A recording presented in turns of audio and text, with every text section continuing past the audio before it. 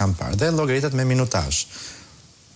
Kjo është janë të dy mundësiat se si mund të fitosh nga YouTube. Nuk është se kemi këtë problem, nuk është se dalin reklama kur po nëse kemi se ne nuk fitojmë nga reklamat, nuk e kemi as modelin me abonim, kështu që ne mund të fitojmë vetëm nëse këto reklama tregohen në shtetet jashtë Shqipërisë. Po atëherë për çfarë është lufta e klikimeve që bëhet për YouTube-in?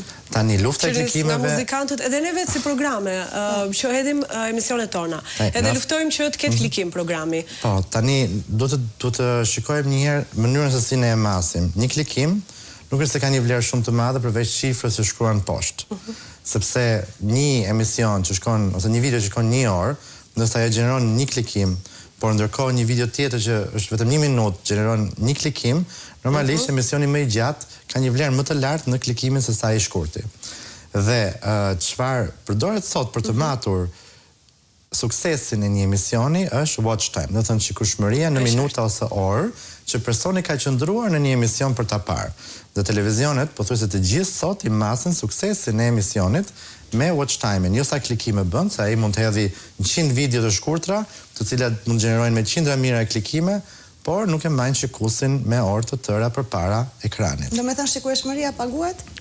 Jo, as ajo nuk paguhet. Por tani në rastin se kemi një person